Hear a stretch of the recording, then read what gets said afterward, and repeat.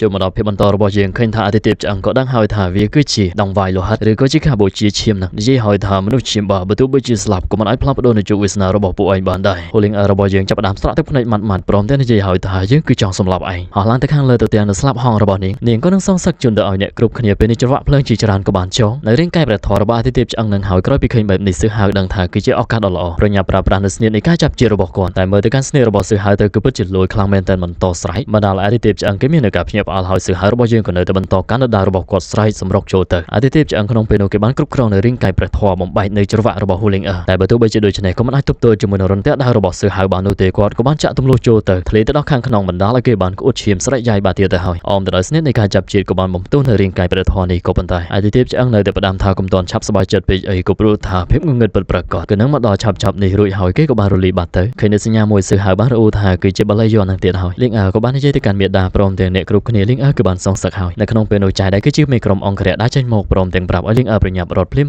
បន្លាឆ្អឹងមួយចាក់ទម្លុះរាងកាយរបស់នាងបាត់ទៀតទៅហើយលីងក្រោយពីឃើញបែបនេះក៏បានស្រែកថាអត់នោះទេបញ្ចេញនៅថាមកពោដ៏សន្ធោសន្ធៅប្រឈមមុខចំពោះនៅវរញ៉េរញ៉ៃទាំងនេះសឺហៅរបស់យើងក្រោយពីឃើញបែបនេះក៏បានសម្រុកចូលទៅឲ្យនាងប្រយ័ត្នផងសញ្ញាយន់ដែលអាទិទេពឆ្អឹងនោះបានមិនសល់ទុកពេលនេះក៏បានបើកនៅច្រកលំហបញ្ជូននៅវរឆ្អឹងរញ៉េរញ៉ៃនឹងមកទៀតហើយហូលីងជាមួយនឹងសឺហៅក៏បានបែកគ្នាខណៈពេលដែលសឺហៅរបស់យើងត្រូវបានបន្លាទាំងនេះដោតចូលរាងកាយជាច្រើនដើមហើយភ្លេចមើលបដូរនៅសម្លៀកបំពាក់តាំងពីកាលបន្ទាប់ពីរើរួចហើយសឺហៅក៏នៅតែបញ្ចេញនៅដើររបស់គាត់សម្រុកចូលទៅតែនៅក្នុងពេលនោះវរនេះក៏បានទាញគាត់ទម្លាក់ធ្លាក់ចុះទៅខាងក្រោមសឺហៅដំណាក់កាលនេះក៏នៅតែបារម្ភពីលីងបន្តកាន់ដើរស្ទុះទៅជួបថ្មបំបែកថ្មជួបវរកាត់វរតែលីងក៏ត្រូវបានវរមួយនោះលេបនាងក៏ដូចជាទាញចូលទៅក្នុងអាប់នោះបាត់ទៅហើយសឺហៅក៏ប្រញាប់ស្ទុះទៅតានៅទីនេះសឺហៅហាក់បីដូចជាធ្លាក់ចុះគ្មានកោះគ្មានត្រោះនោះទេក្រញ៉ាំជាច្រើនបានស្ទុះមកធ្វើការវាប្រហារបែបនេះសឺហៅក៏ដឹងហើយថាដង្ហើមវិញ្ញាណនេះគឺពិតជាខុសពីមុនមែនមានអារម្មណ៍ថាគាត់កំពុងតែមកកាន់ពិភពលោកមួយផ្សេងទៀតរួចហើយបើកភ្នែកពោពេញទៅដោយពន្លឺរបស់គាត់បញ្ចេញនូវកម្លាំងដ៏ខ្លាំងក្លាបំបែកបន្តមកចុះមកដល់ខាងក្រោមឃើញនៅសត្វអំពិលអំពៃជាច្រើនសឺហៅឆ្ងល់ហើយថាតើទីនេះគឺជាកន្លែងអ្វីទៅអំពិលអំពៃទាំងនេះប្រមូលផ្ដុំរួចហើយក៏ស្រាប់តែបើកនៅច្រកមួយវាក៏ជាពេលវេលានឹងលំហដ៏អាចកំបាំងសម្លេងមួយនិយាយមកកាន់សឺហៅថានេះមិនមែនជាកន្លែងដែលឯងគួរទៅមកនោះទ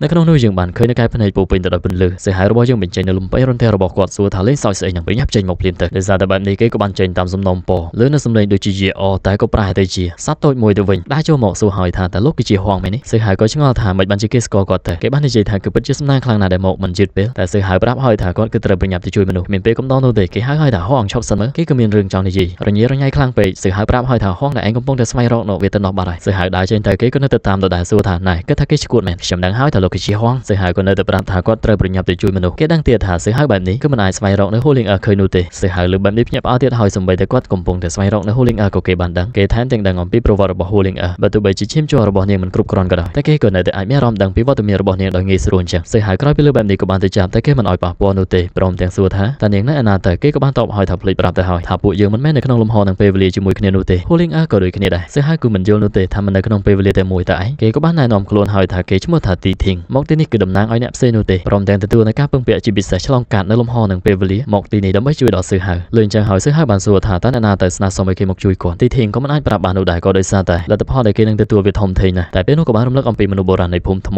រៀបនឹងធ្លុយមាត់ក៏ប្រញាប់បិទវិញសឺហៅរបស់យើងក៏ចាប់ផ្ដើមគិតហើយអាចដែលថាគឺជាទេពធីតាលាវតែទីធីងគេនិយាយថាតើទេពធីតាលាវជាអ្នកណាទៅសឺហៅដោយសារតែបែបនេះក៏បានឲ្យគេនិយាយមកថាតើហូលីងណែណាទីធីងគេគឺអាចឲ្យត្រឹមតែតម្រុយតែប៉ុណ្ណោះគេគឺមិនអាចប្រាប់នៅចម្លើយចំនោះទេព្រោះថាបើសិនជាឲ្យសឺហៅស្វែងរកឃើញនៅដែនដីផេះងាយស្រួលដល់ម្លឹងក្នុងពេលនោះក៏ប្រញាប់បិទមាត់ទៀតហើយក៏ព្រោះថាសឺហៅបានសួរគេក៏បានឆ្លើយដោយគ្មាននៃការប្រុងប្រយ័ត្នបណ្ដាលឲ្យគេជាប់ពាក់ព័ន្ធច្បាប់នឹងកម្មផលទៀតហើយសឺហៅរបស់យើងបានអបដែរនិយាយថាតាមពិតទៅឯងរអ៊ូវល់មួយថ្ងៃហ្នឹងក៏ព្រោះតែខ្លាចខ្យល់គួរច្បាប់នៃកម្មផលតាពេលនេះគេក៏បានដកដង្ហើមធំថាបំភ្លេចចោលទៅគឺជាកំហុសរបស់គេនោះទេដែលនិយាយច្រើនពេកអញ្ចឹងហើយក៏មានតែប្រាប់សឺហៅគ្រប់បែបយ៉ាងវាគឺជាកន្លែងដែលប្រមូលផ្ដុំនៅចំហេះខណៈពេលដែលសឺហៅកាត់មកជាមួយនឹងឈាមកំពូលថាមកពលសឺហៅក៏បរិសុទ្ធផងដែរមិនយំមិនឆាប់នោះទេគឺច្បាស់ជាត្រូវបានគេដឹងរីឯចំនួនក្រោយនៃបាក់សៃហុងចាប់តាំងពីដំបូងមកគឺត្រូវបានគេចាត់ទុកថាគឺជាវត្ថុធាតុដើមផេះបាត់ទៅហើយក៏ជារបស់ដែលគេត្រូវទៅយកទៅឲ្យបានសឺហៅបានសួរហើយថាតើដែនដីផេះនោះនៅឯណាទៅទីធីងគេបានរអ៊ូថាក៏បានដែរអ្នកណាប្រើឲ្យខ្ញុំមកកាន់ទីនេះទៅទន្ទ្រាំដីពីបេដងក៏ដូចជាប្រាប់ឲ្យសឺហៅទៅតាមទិសដៅនេះទៅព្រមទាំងបញ្ជាក់ប្រាប់ថាមាននៅនគរជាច្រើនព្រមទាំងក្រុងរ៉ូមិនអស់ជាប់តាក់ទងនៅទីនោះហើយវាគឺពិតជាផ្លូវដ៏គ្រោះថ្នាក់ខ្លាំងណាស់តែសឺហៅរបស់យើងតបហើយថាអរគុណដែលយកចិត្តទុកដាក់មិនថាបើទោះបីជាគ្រោះថ្នាក់យ៉ាងណានោះទេខ្ញុំគឺត្រូវទៅនាំលៀងចេញមកវិញសឺហៅដែរចូលទៅទីធីងក៏បានបើកភ្នែកធំព្រមទាំងនឹកឃើញទៅដល់សម្ដីមួយថាការវិប្រហាពីអធិរាជអាទិទេពតើមានអ្នកណាអាចទប់ទល់បានទៅឆាប់នៅត្រង់នេះឃើញថាពពុះតូចនេះផងដែរក៏បង្កប់នៅរូបភាពជាច្រើនមានទាំងរូបភាពនៃមនុស្សសម័យបច្ចុប្បន្នទីធីងបានដកដង្ហើមធំក៏ដូចជារំលឹកនៅភ្លៀងឈាមរាប់លានប្រែคล้ายទៅជាពេលវេលានៃលំហរាប់ពាន់លានលោកខ្លួនឯងគឺអាចរកឃើញថាតើមួយណាទៅគឺជាអត្តសញ្ញាណពិតរបស់លោកហើយត្រួសអ្នកខ្លះទាំងអស់គ្នាក៏ប្រហែលជាដឹងហើយថារឿងហ្នឹងជាប់តាក់ទងជាមួយនឹងរឿងក្រោបដណ្ដប់ឋានសួគ៌ឬក៏ជា surrounding the heaven ហើយដូច្នេះ នេះហើយក៏ជួបតាក់ទងទៅនឹងពេលវេលាអតីតកាលបច្ចុប្បន្នកាលក៏ដូចជាអនាគតកាលតែក៏ដោយសារតែមានក្រំតែជាអ្នកសម្រេចទៅតាមសាច់រឿងអញ្ចឹងហើយគឺមិនសូវដឹងច្បាស់នោះទេសិហើយរបស់យើងពេលនេះក៏បានមកដល់នៅទីតាំងមួយគាត់ក៏យល់ថាដង្ហើមវិញ្ញាណនៅទីនេះគឺពិតជាប្រហាក់ប្រហែលខ្លាំងណាស់រំលឹកទៅដល់ឈាមកំពូលខ្វះតែមួយជំហានទៀតនោះទេក៏នឹងស្ដារឡើងវិញហើយរីឯ Holding ក៏គួរទៅនៅទីនេះហើយនៅចំពោះមុខគាត់ក៏ជាវិមានងងឹតក៏ដោយភ្លឺក៏ដោយសិហើយរបស់យើងក៏នៅដដែលចូលអស់ជិត80ម៉ោងក៏ស្រាប់តែអស់ផ្លូវសម្លឹងទៅខាងក្រោមដឹងពីចំហាយវិញ្ញាណនេះសិហើយរបស់យើងក៏បានលោតចុះទៅនៅខាងក្រោមនេះផងដែរគឺមានអ្វីមួយយ៉ាងដ៏ក្រហមឆ្អិនឆ្អៅហ្នឹងគឺជាហាក់បីដូចជាលឺនៅសំឡេងស្រែកពីនិតឲ្យគៀកទៅសិហើយក៏ដឹងហើយថាពួកគេគឺជាមនុស្សមកពីកោសម្ព័ន្ធភ្លើងបន្ទាប់ពីឃើញពួកគេស្រែកដោយវេទនាសិហើយដឹងហើយថាមនុស្សទាំងនេះគឺត្រូវបានគេយកមកច្របាច់ឲ្យប្រែក្លាយទៅជាធម្មពលឆ្អឹងទាំងនេះគឺប្រៀបបានដូចជាបំពង់នៃធម្មពលសិហើយក៏កាន់តែចូលទៅមុខក៏ដូចជាបានឃើញធម្មពលនេះចូលទៅក្នុងរាងកាយនៃសត្វចម្លែកជាច្រើនសិហើយក៏បានយល់ហើយថាតាមពិតទៅពួកគេប្រើប្រាស់ធម្មពលចេញពីរាងកាយរបស់មនុស្សដើម្បីចិញ្ចឹមនៅសត្វចម្លែកទាំងនេះស្របគ្នានឹងឃើញទៅដល់សម្ដីរបស់អាទិទេពឆ្អឹងដែលនិយាយហើយថាឈាមបាបគឺជាគ្រឿងផ្សំថ្នាំដ៏ល្អរបស់លោកម្ចាស់គេសិហើយបានក្តាប់ដៃហើយមិននឹកស្មាននោះទេថាអត្ថន័យរបស់គេតាមពិតគឺអញ្ចឹងសោះមកដល់ទីនេះដងហាមវិញ្ញាណរបស់លៀងគឺកាន់តែច្ប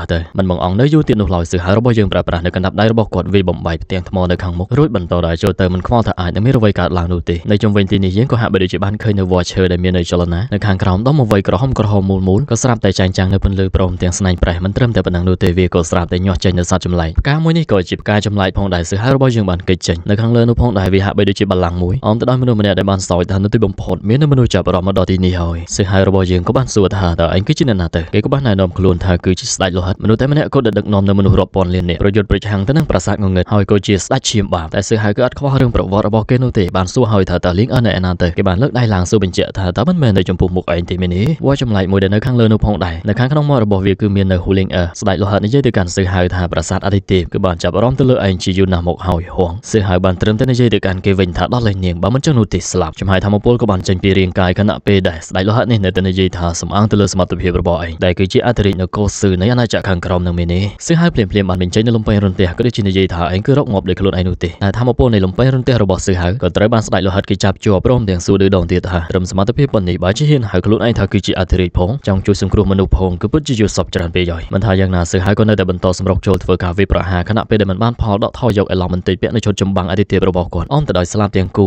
ស្ដេចលោហិតគេបានបញ្ចេញនៅឆ្អឹងជាច្រើនក៏ដូចជាប្រាប់ថាគឺនឹងបង្ហាញឲ្យប្រាសាទអាទិទេពបានឃើញថាហងដែលពួកគេបានផ្ដោតតម្លៃយ៉ាងខ្ពង់ខ្ពស់នឹងគឺគ្មានអ្វីលើសពីទីហ៊ានដទៃទៀតដែលចាញ់ក្រោមដៃរបស់គេនោះឡើយរំពេចនោះសិហើយក៏បានសម្រុកមកបុកគេមួយលំពេងតែក៏ស្រាប់តែបានប្រែក្លាយទៅជាប្រជាជាច្រើនគេបាននិយាយប្រាប់ទៅកាន់សិហើយទៀតថាមាននៅបន្ទុកច្រើនពេកគឺមិនស័ក្តិសមធ្វើជាស្ដេចនោះទេជាស្ដេចគឺគួរតែតាមនៅអំណាចព្រមទាំងធម្មពលតែប៉ុណ្ណោះវាសនាក៏ចាមកថាគឺនឹងទទួលរងនូវភាពឯការីឯវាសនានៃឈាមបាបក៏ត្រូវបានចាឲ្យថាគ្រប់គ្រងដោយប្រាសាទអាទិទេពធ្វើជាអាហារចិញ្ចឹមបីបាច់ទៅដល់អ្នកខ្លាំងរួចហើយគេក៏បានបញ្ចេញនៅដើមមួយសិហើយតបទៅវិញថាគ្មានមនុស្សណាម្នាក់ដែលអាចគ្រប់គ្រងនៃជោគវាសនារបស់អ្នកដទៃបាននោះឡើយឯងក៏គ្មានអ្វីឲ្យក្រៅទៅពីឆ្កែនៃវិមានអាទិទេពជាងខ្លាំងទាំងពីរនេះក៏បានបញ្ចេញនៅធម្មពលរៀងខ្លួនរួចហើយស្ដេចលោហិតបន្ទាប់ពីបើកភ្នែកដល់កំណាចរបស់គេសម្រុកចូលទៅប្រើប្រាស់នៅស្នៀតដាវាប្រហាពេញមួយទំហឹងតែម្ដងសិហើយរបស់យើងក៏បានគេចចេញស្ដេចលោហិតគេបន្តដេញតាមក៏ដូចជាប្រើនៅឆ្អឹងតាមចាប់ចុះឡើងព្រមទាំងសរសើរទៅកាន់សិហើយថាមិនអន់នោះទេគឺនៅមាន style ខ្លះៗដូចជាយើងក៏ពីមុនដែរមើលទៅកាន់ស្នេហ៍របស់គេក៏លយមិនអន់នោះដែរតែសិហើយរបស់យើងក៏បាននិយាយទៅវិញថាគេក៏មិនមែននៅតែមិនអាចចាក់ចេញពីជោគវាសនាដែលធ្វើជាការប្រមាញ់របស់អ្នកដទៃទេមែនទេស្ដេចលោហិតម្នាក់នឹងគេបានសោយថាក៏ដោយសារតែគេឆ្លាតបានក្លាយទៅជាផ្នែកមួយនៃទីនេះមុនបន្តតាមប្រមាញ់សិហើយចុះឡើងក៏ស្រាប់តែភ្លាមសិហើយធ្វើការវាប្រហារមួយបាត់ទៅហើយគេព្យាយាមរងក៏ដូចជាគេចេញប្រាប់ទៅកាន់សិហើយថាគឺមានតែធ្វើឲ្យខ្លួនឯងខ្លាំងនោះទេទើបអាចរួចរស់មានជីវិតបានហើយយើងគឺជាស្ដេចនៃឈាមបាបសម្រាប់ដែលពោពេញទៅដោយធម្មពលសិហើយរបស់យើងធ្លាក់ចុះទៅតែក៏នៅនិយាយបកត្រឡប់ទៅវិញថាគេស្ម័គ្រចិត្តធ្វើជាឆ្កែនៃប្រាសាទអាទិទេពប៉ុន្តែបែរជាយល់ថាជាមោទនភាពនៅតែហ៊ានហៅខ្លួនឯងថាជាអ្នកការពារទៅដល់មនុស្សរាប់ពាន់រាប់លាននាក់គឺពិតជាគួរឲ្យអស់សំណើចខ្លាំងណាស់គេក៏នៅតែតបមកវិញថាសិហើយមិនបានឃើញពីអ្វីដែលគេការពារផងមិននឹងអាចដឹងបានទៅរួចបាននឹងច្រកលំហមួយប្រាប់ថាគេគឺនឹងបង្ហាញឲ្យសិហើយបានឃើញនៅការការពារពីស្ដេចពិតប្រាកដភ្លាមនោះសិហើយក៏ត្រូវបានស្រូបធ្លាក់ចូលមកខាងក្រោមនៅទីនេះក៏ជាកន្លែងដ៏ចម្លែកប្លែកអារម្មណ៍ទៀតហើយស្ដេចលោហិតគេបានឈរនៅលើគ្រោងឆ្អឹងមួយព្រមទាំងនិយាយហើយថាប្រជារាស្ត្ររបស់យើងជួយដល់ស្ដេចនេះភ្លាមទៅបញ្ចេញនៅចំហាយដ៏សន្ធោសន្ធៅស្រូបយកនៅធម្មពលពីសត្វចម្លែកទាំងនេះសោយរួចហើយនិយាយទៀតថាប្រជារាស្ត្រទាំងឡាយតាមស្ដេចរបស់ពួកឯងទៅប្រយុទ្ធភ្លាមទៅចាក់សម្ដៅទៅកាន់គ្រោងឆ្អឹងនៃសត្វចម្លែកដ៏ធំមួយនឹងបណ្ដាលឲ្យពេលនេះវាក៏ស្រាប់តែមានជីវិតជីវ៉ាគេថែមទាំងប្រាប់ទៀតថាសម្លាប់នៅសត្រូវភ្លាមទៅហើយនេះផងដែរក៏ជានិក្រិកងងឹតព្រមទាំងស្នៀតនៃការបំផ្លាញងងឹតហើយពេលនេះក៏សូមសម្រាប់ឲ្យទឹកអ្នកសម្រាយរឿងមួយផ្លែតសិន